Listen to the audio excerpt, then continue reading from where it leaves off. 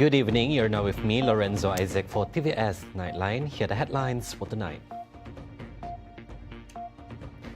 The Sarawak government has allocated 15 million ringgit to rebuild the collapsed GEDONG RIVERBANK and relocate 5 affected families to a new resettlement area.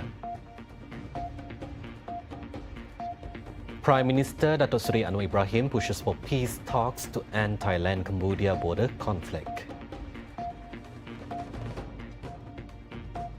In world news, over 220 UK MPs pressed STARMER to officially recognise Palestine.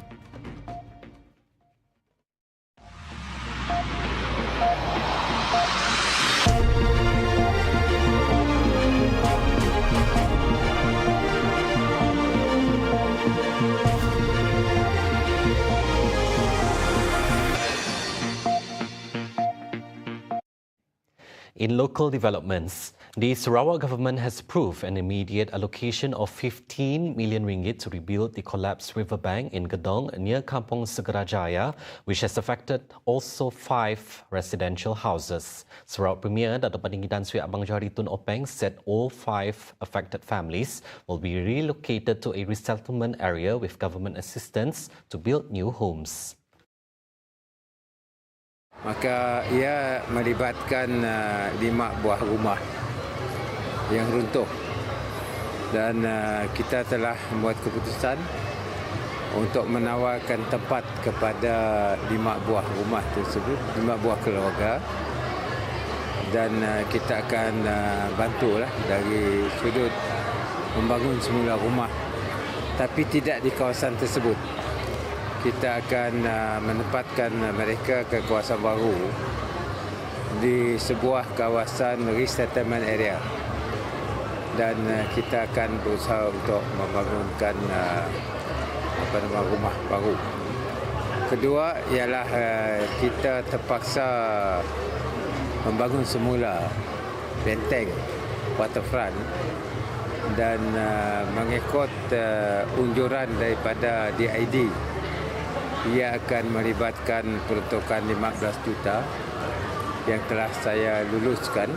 He spoke to the media after visiting the collapsed site during the GEDONG Festival 2025 on Saturday. According to him, the reconstruction of the river embankment will be carried out by the Sarawak Department of Irrigation and Drainage (DID) and is expected to commence soon. Abang Johari, who is also GEDONG's assemblyman, added that a special meeting will be held with local leaders, including Sarawak Premier's Special Representative in GEDONG, Datuk Seri Muhammad Naroden Majais, and Batang Sadong MP, Rodiah Sapii, to outline the redevelopment plan for the affected area. Apabila kita tengok kampung itu, maklumlah kampung tradisi. Makin saya ada jalan yang makin titi. Sekarang dah ada jalan dan agak kesempitan jalan. Dan kalau ada masalah di kampung, bomba pun sudah masuk. Jadi kita melihat perancangan semula kawasan tersebut. The visit followed an initial inspection by Rodiah and Naroden on July 13, which found severe erosion leading to soil subsidence, cracks in houses, and leaning lampposts, all posing a threat to the residents' safety. Deputy Minister in the Sarawak Premier's Department, Law MA63 and State Federal Relations, Datuk Sharifah Hasidah Syed Aman Ghazali, has slammed the actions of an academic who questioned and disputed Sarawak's effort to reclaim its eroded rights and privileges. She stressed that 4 matters are non-negotiable under the Malaysia Agreement 1963. These 4 rights include control over mineral resources, immigration, territorial boundaries, and Sarawak's right to implement state laws. Ini jelas perkara yang tidak boleh dibuka untuk rundingan.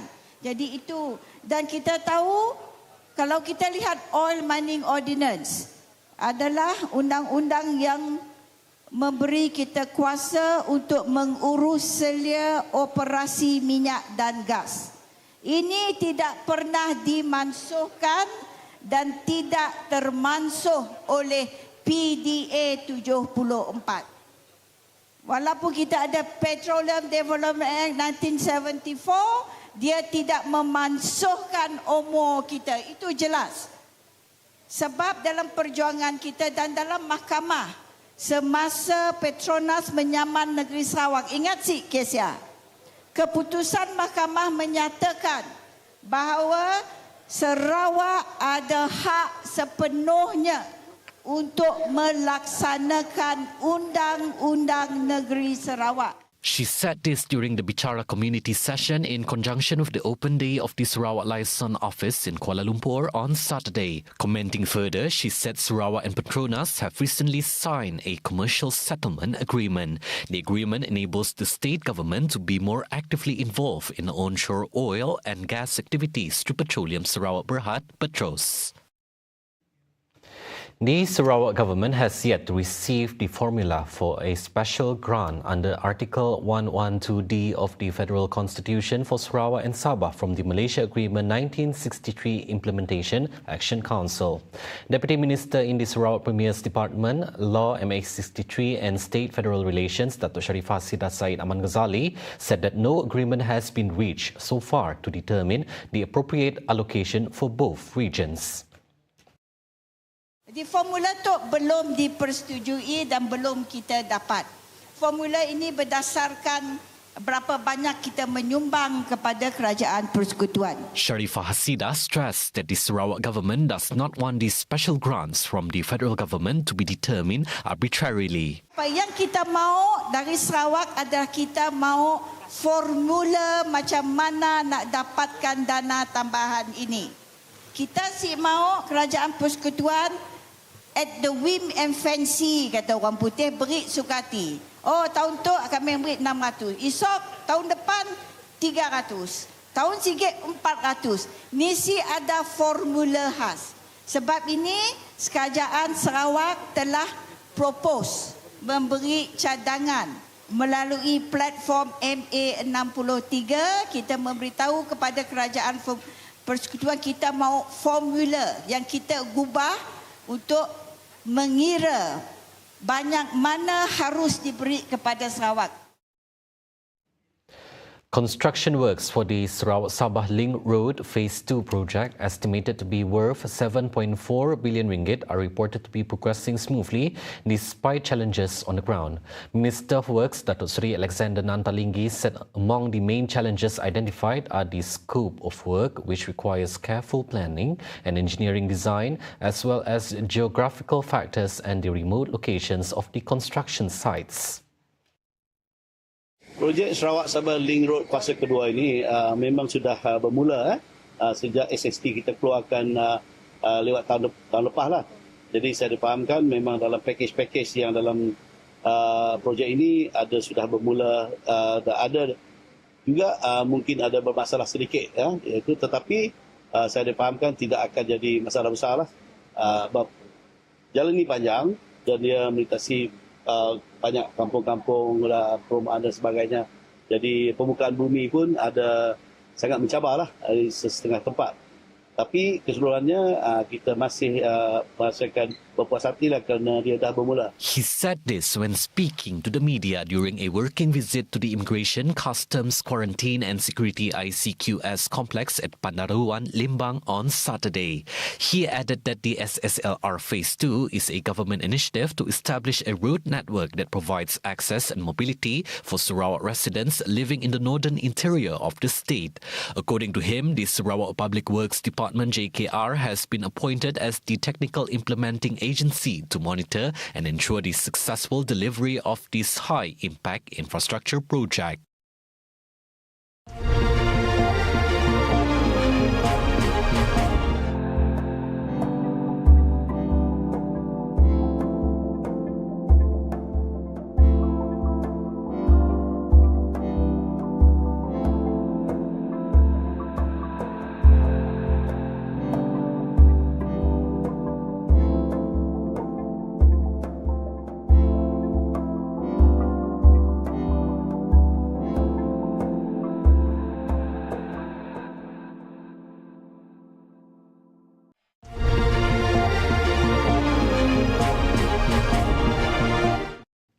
Welcome back. Malaysia will continue engaging with Cambodian and Thai leaders to propose a peace process following the ongoing border conflict between the two nations. Prime Minister Datuk Seri Anwar Ibrahim said Cambodian Prime Minister Hun Manet and Thailand's acting Prime Minister Phumtham Wechayachai have expressed their appreciation for his effort in suggesting a peace process and ceasefire in the conflict. Walaupun setelah bersetuju, nampak masih di perbatasan ada tembak-menembak lagi. Jadi saya terus minta Datuk Mak Hassan hubungi Kementerian Luar dan kalau boleh saya akan terus hubungi mereka. Sekurang-kurangnya hentikan dulu tembak-menembak ini dan teruskan dengan rundingan. He stated that the Malaysian government does not take lightly the conflict between Thailand and Cambodia and its potential impact on Malaysia. The Prime Minister also welcomed the positive signals and willingness shown by Bangkok and Phnom Penh to consider implementing a ceasefire to prevent further escalation of the border conflict. Media reports earlier stated that the Thai and Cambodian troops clashed last Saturday in a disputed border area, with both sides blaming each other for triggering the latest confrontation. Both nations have had long-standing disagreements over the 817-kilometer border, which remains unresolved for decades, and this dispute continues to strain their diplomatic relations.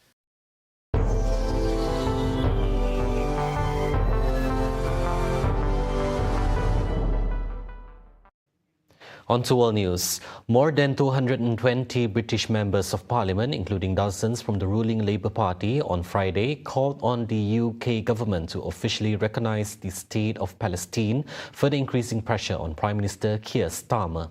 The appeal was made through a letter signed by MPs from 9 political parties in the UK, less than 24 hours after French President Emmanuel Macron announced that his country would officially recognise the state of Palestine at the United Nations conference in September. The signatories of the letter comprise MPs from various political parties, including the centre-right Conservative Party, the centrist Liberal Democrats, as well as regional parties from Scotland and Wales. They also referred to Britain's historical ties and its membership in the UN Security Council. Starmer is now facing mounting domestic and international pressure over the issue of recognising Palestine, particularly as protests against the ongoing war in Gaza intensify amid fears of widespread famine in the territory. Several factors could hinder Starmer from taking this step, including concerns about straining relations with US President Donald Trump. Meanwhile, President Macron also raised the issue during his state visit to the UK earlier this month, openly urging London to work together with Paris on a formal announcement recognising Palestine. A man has been handed an 8-month suspended prison sentence for attempting to cycle across the finish line of stage 17 of the Tour de France this week. According to a statement by the prosecutor to AFP on Friday, the 30-year-old man tried to finish the line on a bicycle just minutes before the final sprint in Valence, southeastern France on Wednesday. Prosecutor Laurent de Kigny said the man was convicted of trespassing on a sports event area, disrupting the competition, refusing to comply with orders and assaulting a public officer. Race security personnel and police immediately intervened to stop the man, who was wearing a black helmet and a jersey of the Decathlon AG2R La Mondiale team. The incident occurred just minutes before the peloton launched into its high-speed final sprint, which was ultimately won by Italian rider Jonathan Milan. The man, who has 3 prior convictions, was also banned from entering any sports venues for 5 years, the prosecutor added, without providing further details. He was also ordered to pay $500 in compensation to a police officer who fell while trying to apprehend him. Those were the updates on TVS Nightline. I'm Lorenzo Isaac. Thank you for watching and have a good night.